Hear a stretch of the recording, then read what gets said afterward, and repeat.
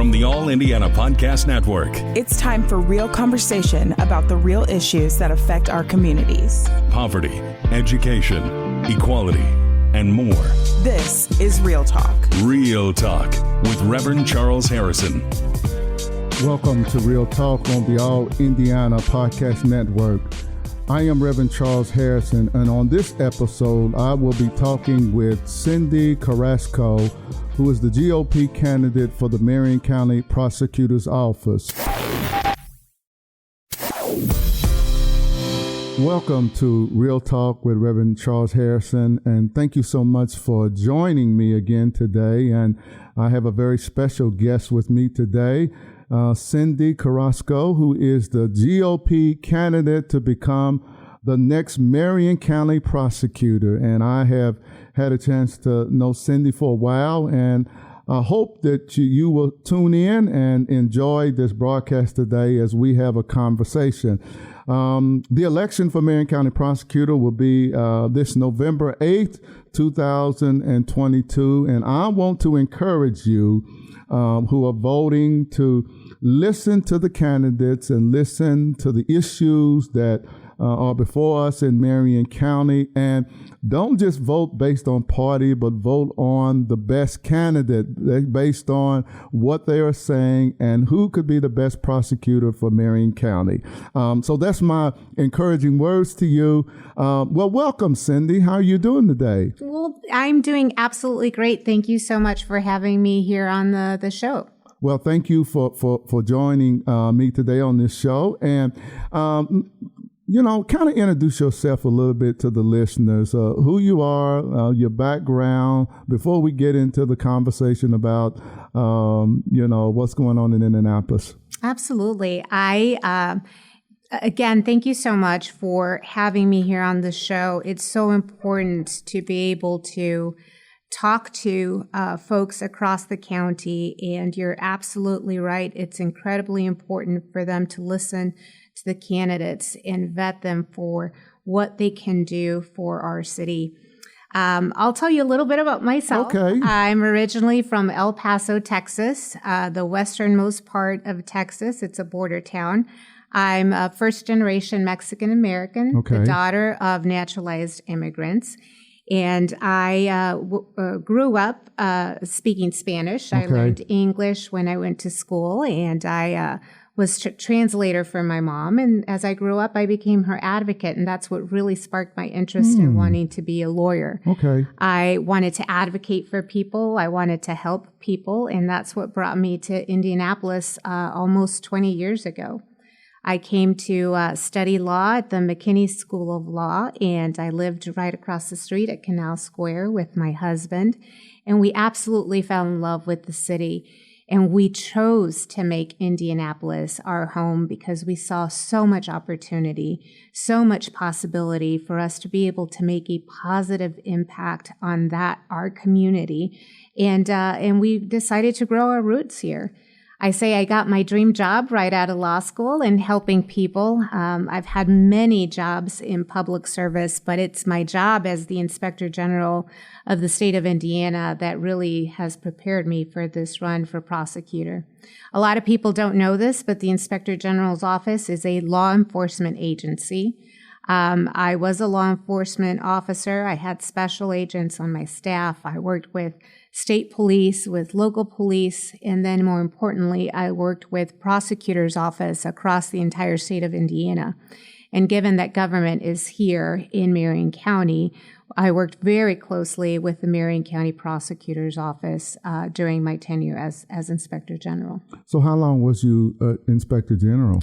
I was Inspector General for just a little over 2 years. Okay.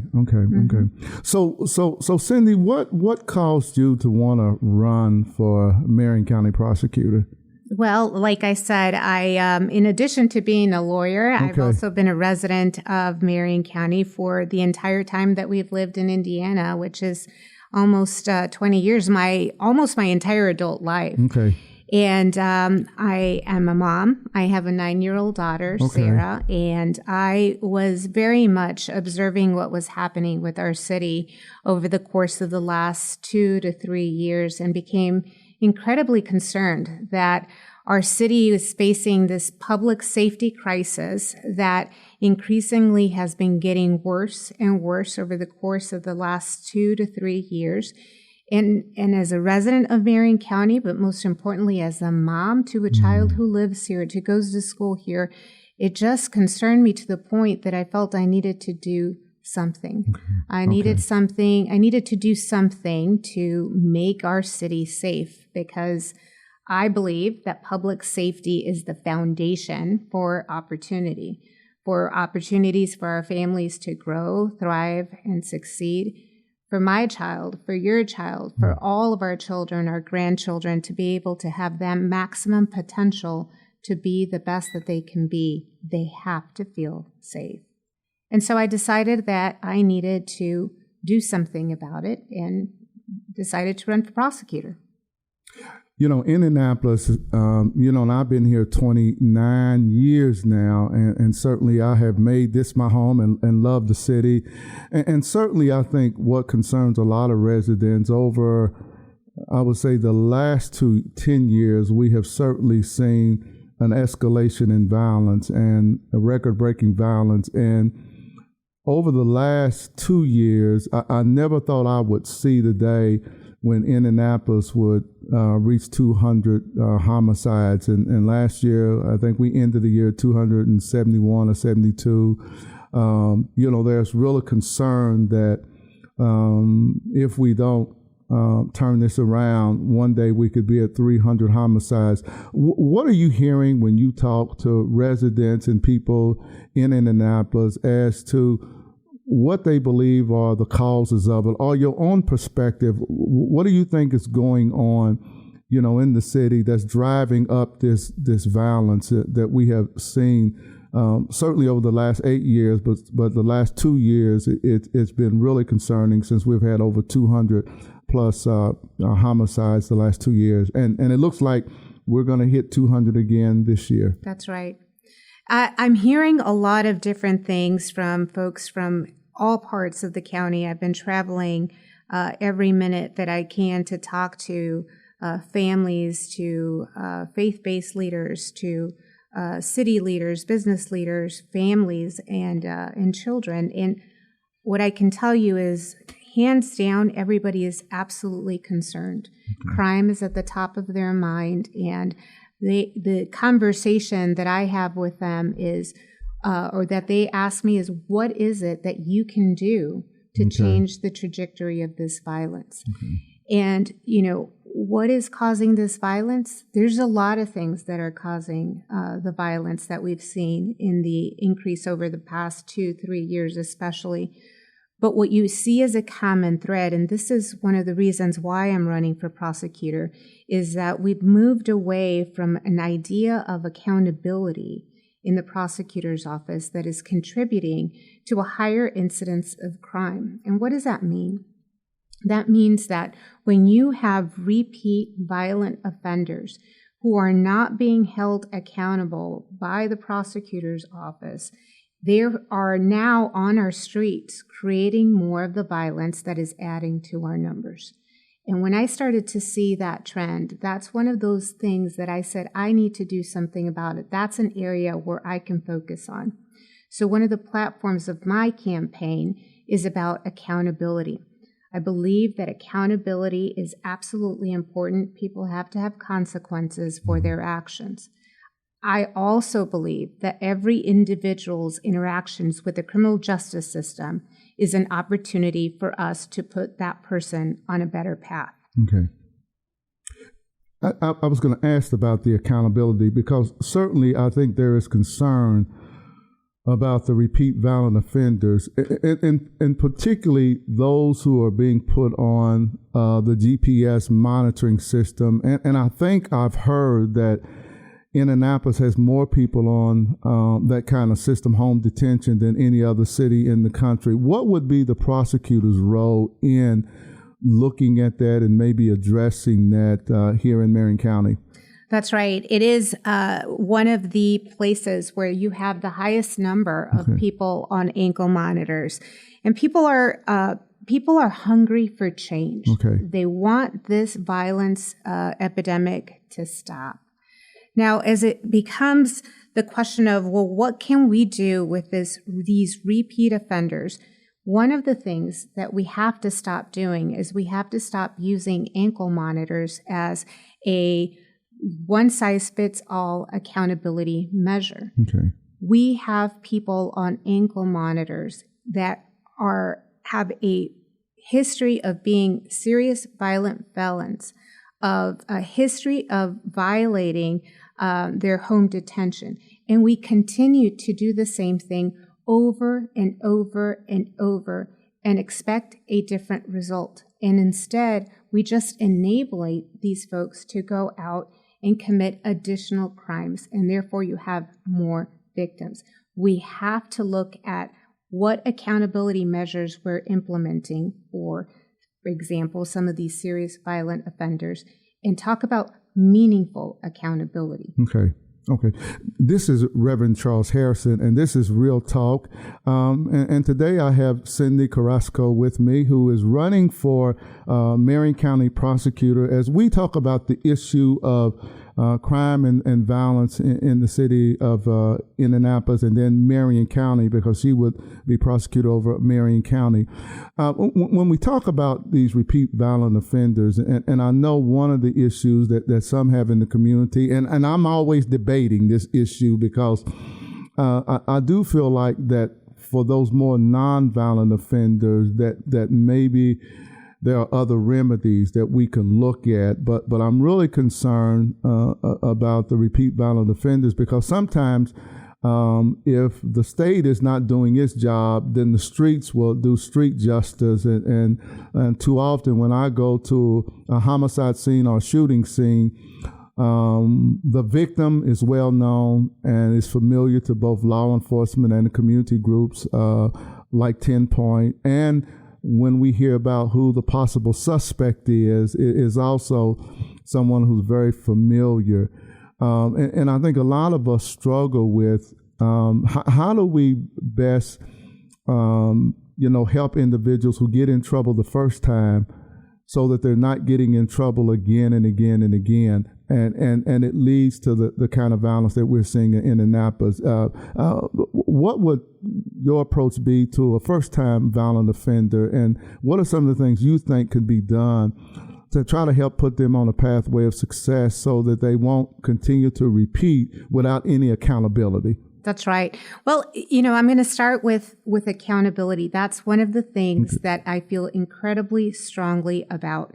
You have to have meaningful accountability for every single person that has an interaction with the criminal justice system. But to your point, what does accountability look like? It's not a one-size-fits-all. Accountability means different things for different people. Okay. Sometimes an individual has an interaction with the criminal justice system for the first time. I see it as an opportunity to be able to understand what is it that drove that individual into the criminal justice system, and what can the criminal justice system do to be able to get to the cause of what's creating the issue for them, so that we can use the dollars that we're expending on this individual wisely to put that person on a better path. Okay. For some people, that might mean enrollment in drug treatment. For others, it could be hooking them up with some mental health facilitators. Others might be enrolling them in a problem-solving court that is going to be uniquely suited to be able to provide wraparound services for that individual. But all of our goals should be to be able to put that person on a better path. And what I'll tell you is, if we continue to give people a pass and we skip over accountability, then it's my view that we're doing them a disservice, and we're actually putting them on a path to enable them to continue to increase the level of offenses, and it's not good for them. So what is the role of the Marion County prosecutor when it comes to juvenile offenses? I think that is an area where we are certainly seeing a lot more young people on the streets with guns who end up getting in trouble, but probably in that area too, we don't see as much accountability. So what is the role of the prosecutor's office when it comes to juvenile offenders? That is absolutely the time where The prosecutor and the criminal justice system should be focusing on trying to put especially our youth on a better path. Our youth are the future of our city. And if we continue to, again, give them a pass, and we fail to intervene at the time that they're interacting with the criminal justice system, then we are failing our youth. There is so many things that can be done to intervene with a juvenile who commits a crime. That's the path of the initial instance that a youth comes into interact with the criminal justice system should be a red alert for all of us to band together, invest in resources that are going to potentially show that youth the right from wrong way. And it's only going to happen if they know that there are consequences for their action. Make no mistake, I'm not sitting here telling you that a juvenile commits a crime and that should be something that goes on the record for the rest of their life. Okay.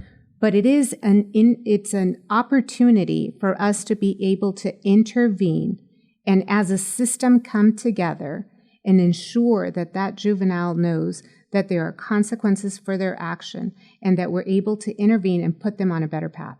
So what are when it comes to your platform, what is different about what you would do as the prosecutor, Cyndi, compared to the current prosecutor, Ryan Mears? So that the audience, here's your vision of what it would look like as the prosecutor of Marion County compared to what you see going on now with our current prosecutor that raises concerns for you. Well, I've been in a meeting where the current prosecutor has touted the fact that he is proud that he will no longer charge juveniles and that instead he will give them a pass to the Boys and Girls Club. I philosophically disagree with that. I think that is doing a disservice, and it is a failure of the system for us to not take that opportunity at the onset of an indication that this individual, that this juvenile has a tendency to potentially be caught up in the criminal justice system. That's our moment to intervene. And that intervention is only going to be successful if we show that individual that there are consequences and we work hard to invest in putting that person in a better path. I just philosophically see it as our duty to be able to take that opportunity and stymie any potential path of criminal behavior. It's not going to happen if we give them a pass. Right.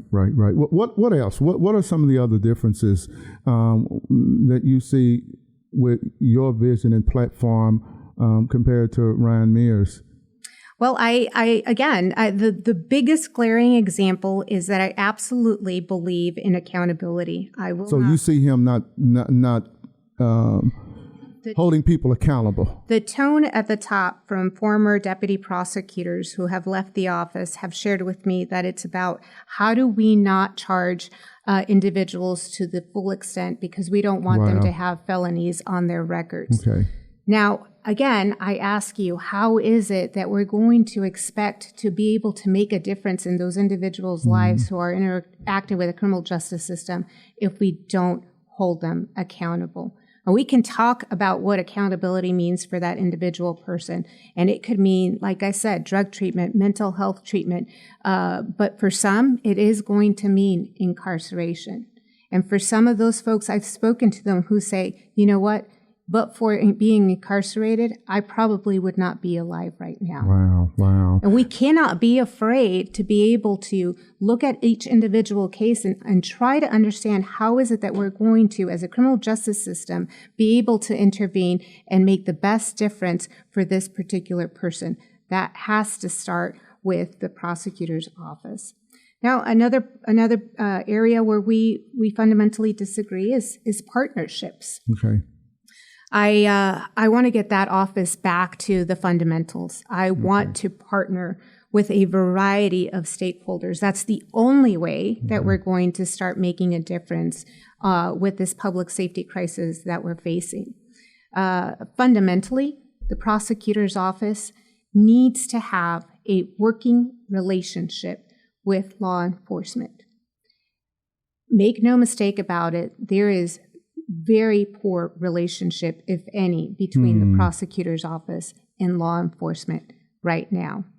Now, I'm not going to sit here and tell you that the crime and the violence that is plaguing our city is due to that failed relationship, but it is definitely contributing to the higher incidence of crime that we're seeing in our city. So first and foremost, there has to be a partnership, a good working relationship between the prosecutor's office and law enforcement. I'm not waiting to day one to start that relationship. Okay. I'm already forging that relationship with law enforcement. All they want is a partner so that they can make meaningful change for our community. But it's not just partnerships with law enforcement, it's partnerships with faith-based leaders. It is going to take all hands on deck.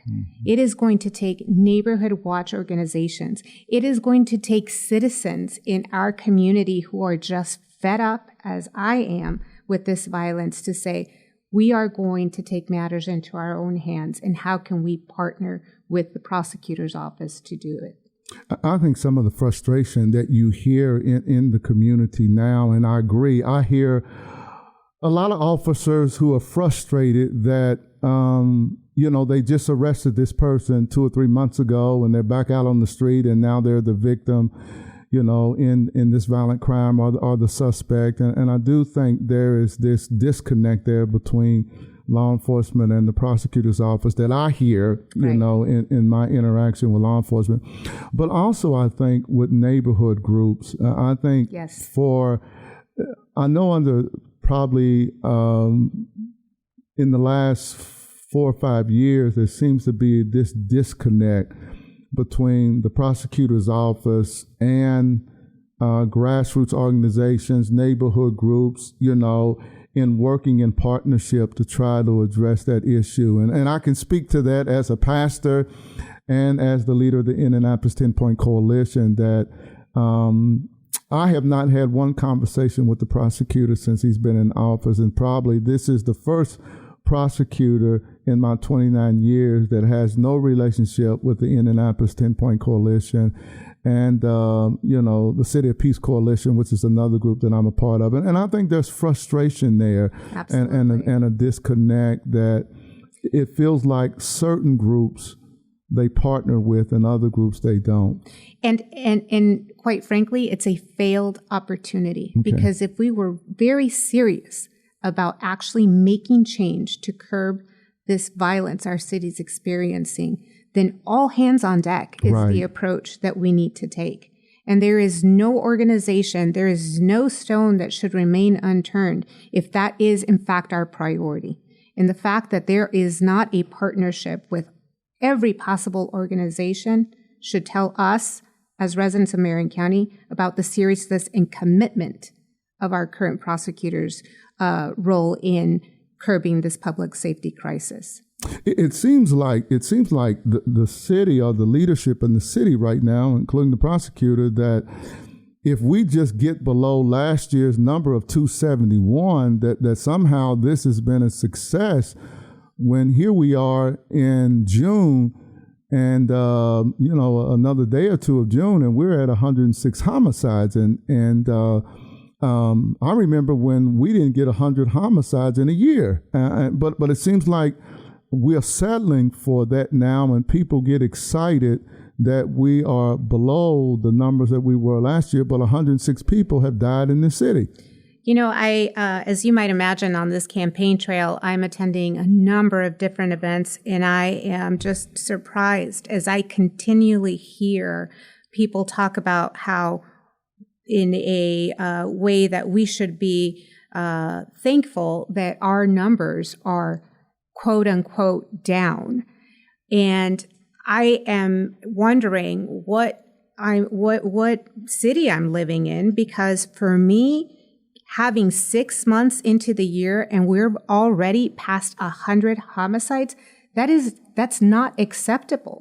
It doesn't matter whether we're down from the number the record number that we were at last year. The fact of the matter is that to this date, at least 106 people have lost their lives in our city, and that should matter Right. today And always 106 families who no longer have their loved one, 106 lives that have touched our community collectively. That matters. Cyndi, one of the other issues that you hear a lot about, and as a prosecutor, this whole debate now about guns, and particularly I think a concern that I have is the guns that are getting in the hands of juveniles, and it's so easy to get these, and I think in Indiana it would be illegal for a 14-year-old to have a gun. What role does the prosecutor's office play in working with law enforcement to try to address that issue? When I started working with 10 Point 23 years ago, and that's a long time, I feel old, 23 years ago, we would encounter 10 Point, maybe 10 youth, and out of the 10, maybe a couple of them at the most would have guns. But today, almost 10 out of 10 young people have guns today. And they say for a variety of reasons, some to protect themselves out on the street.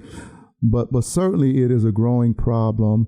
There doesn't seem to be much of a moral compass today, and there seems to be a great disregard for the sanctity of human life. So a fight now can lead into a gun battle. What role would the prosecutor's office play in working with law enforcement to try to address this issue that is concerning to a lot of us parents? I have 2 teenage children. I have a 16-year-old son who's about 6'3", 6'4", and I'm concerned about him. I'm concerned, with some of the interactions he has with other kids. I'm concerned about him fighting, right, because a fight may lead to, someone being shot and injured or shot and killed. That's right. And that is exactly the concern that is on every parent's mind. It is, how safe is my child? And you ask about how is it important that the prosecutor's office in law enforcement and the role on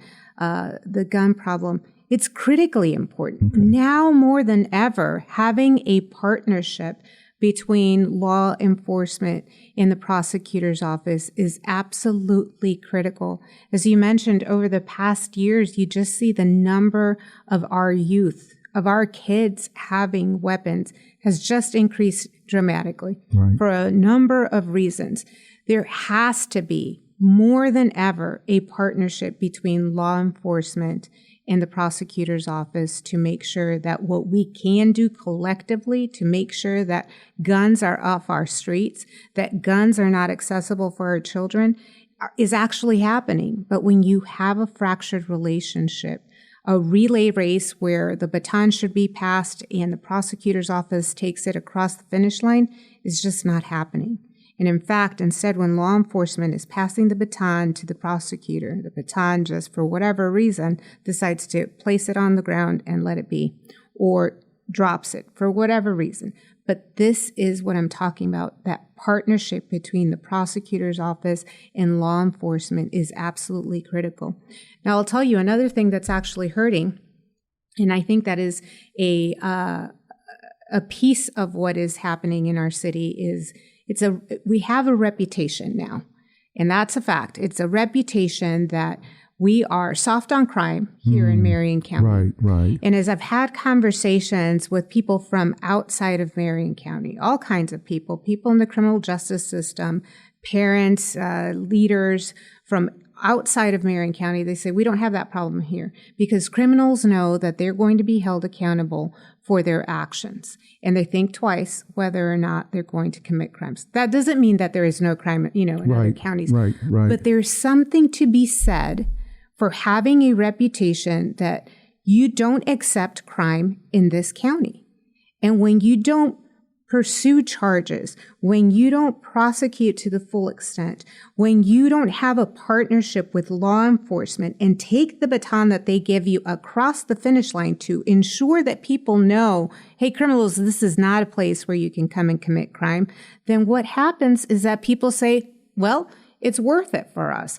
Why don't you come and rob the store with me? Because even if you do get caught, you'll be out before the end of the police officer's shift. Right. It is hurting our community the more that we say we're not going to categorically enforce any laws, the more that invites crime to be happening in Marion County. This is Real Talk with Reverend Charles Harrison, and my guest today is Cyndi Carrasco, who is running for prosecutor for Marion County as the GOP candidate. Cyndi, how do you balance the sometimes criticism that Republicans are tough on crime, but this crime impacts incarceration communities of color? And I don't know if you have heard that, but in some of the conversations, and I hear it too, that sometimes I'm too hard on individuals in the community, but I do think what you're saying is true. What's the balance between being tough on crime and yet the concern that some have in the minority community that we are incarcerating particularly Black males or males of color?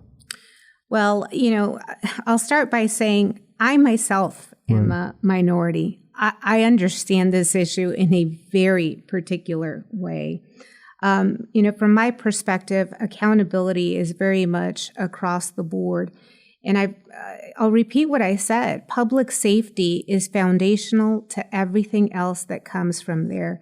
Now, our communities, our minority communities, the Hispanic community in my instance, there's so many things that we could do to be able to put ourselves in a better path. I mean, I talk to people and they say, Cyndi, we need better schools. We need all these opportunities. Mm-hmm. And I don't disagree. Mm-hmm. But if we don't have public safety, if we don't talk about accountability across the board, none of those other things that are going to help our communities, that are going to help our people be better versions of themselves are ever going to be possible. Do you hear, and one of the other criticisms, I'm somewhat of a journalist now when I do this, but I was in a meeting and one of the criticisms was that, Cyndi Carrasco doesn't have any experience in the courtroom. How do you answer those critics? And I know you have heard that over and over again. I absolutely love this question. Okay. Because let me make one thing clear. I am interviewing with the residents of Marion County to be the elected prosecutor, to be the leader of the office that sets the tone. I am not interviewing to be a deputy prosecutor that is going to be in the courtroom every single day. And for those people who sit there and say, how can she possibly be successful at leading the office because she doesn't have courtroom experience, then I ask, how is it that a prosecutor that is there now, who has had his entire career in the courtroom, have been successful? And his failures on being successful in the office are evident, and they're reflected in the high number of homicides and violent crime that our city is experiencing. Folks, it's not courtroom experience that you need in your elected prosecutor. It is leadership experience. And I have experience leading, implementing policies across the entire state of Indiana. That is what I want to bring to that office. That is what the elected prosecutor needs. And that is what's missing from that office now. Amen, as you would say in church. Amen. One of the other issues, too, is the number of back cases of murders that we're seeing in the city. And I know part of it was they indicated the current prosecutor was because of COVID and it set things back. Your perspective on that. I have to stop you there. Okay. Because I've heard this before. Okay. Well, COVID. It was just very difficult because of COVID. Let me tell you, the entire world experienced COVID. And in times of unprecedented stress and unprecedented circumstances is the time when a leader should be shining.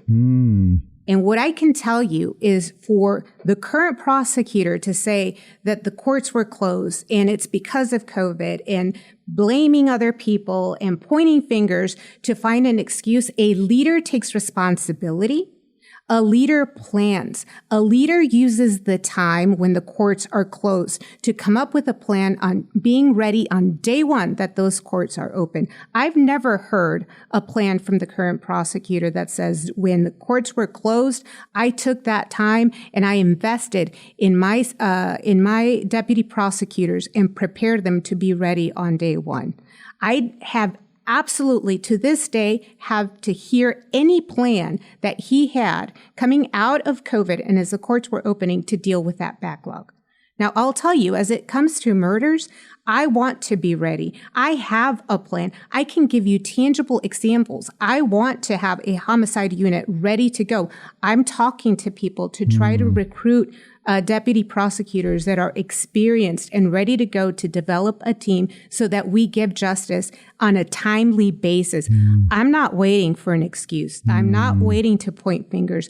I'm ready to act. And again, that's where the leadership comes into play. Well, that's interesting that you say that, because I know that there was a time when the prosecutor required less evidence than it seems like they're requiring now to make some arrests and get some people off the streets. And I know that's one of the frustrating things that we hear in the community. And one of the reasons, Cyndi, why some people are afraid to talk, because a lot of people are not going to talk if they feel like there's not going to be any justice, and the person that they may turn in, if they're not going to remain in jail until the trial, they don't want to be the next victim. And you hear that a lot in the neighborhood. When we try to get people to come forward with information, they are afraid to, because they just don't trust the system anymore. That's exactly right. Well, when you have a prosecutor that's worried about a high conviction rate, what we really should be asking is, what is being charged? When you charge just cherry picking the low-hanging fruits, the easy cases, so that you can tout a high conviction rate, what does that do for us? What does that do for the safety of our streets? It does absolutely nothing. And to boot, you have the prosecutor saying, well, the community it's the community's fault that doesn't come. I'm sorry. That's not acceptable. Right. That's true. That's true. What is the role? I think this is another area of frustration. There are a lot of unsolved murders in this town. I mean, the number keeps mounting every year. And one of the things that you hear from the community as a pastor, as a community activist, is there doesn't seem to be much communication between the prosecutor's office and law enforcement about these cases that have been unsolved, that leads to a lot of frustration from the families of the victims. And I'm not for sure what role the prosecutor plays and what role law enforcement plays, but I think people are frustrated that there are no updates to kind of let families know where the case is. There is absolute frustration. Let me share with you some of the things that have been told to me, because people left and right are reaching out to me. They're finding my phone number. They're finding my email. These aren't people that I'm reaching out to. These are people that are reaching out to me. And they say, Cyndi, I am a victim of a crime. I've not heard a single thing, and there's been months from the prosecutor's office. Cyndi, I call the prosecutor's office and the phone rings and rings and rings and rings and rings. Law enforcement tells me I have no idea what happens to a case once it goes, I take the person that's arrested. If there was an issue with the case, could I have done something differently? There's no feedback. How can we improve? Again, there's no communication with law enforcement. There's no communication with the victims. There's no communication with the community. And when you don't have constant communication, then it leads to just this boiling over of frustration. What I'll tell you is I want to reinstitute a program in the prosecutor's office that puts a deputy prosecutor in the community. When the current prosecutor came in, he decided to stop that program. To this day, I don't know why he would do that. It makes, in my opinion, no sense at all. Having a deputy prosecutor assigned to each part of the city does nothing but good things. Okay. It gives law enforcement an immediate tool to be able to have a lawyer on the spot so that they can seek guidance immediately. It helps develop the relationship between law enforcement and the prosecutor's office. It gives the community a tool, a real hands-on tool that is going to be useful for neighborhood watch organizations, for community meetings. That deputy prosecutor will get to know the community, will develop relationships with the community members, know what their needs are. That's how you get the community to start helping you.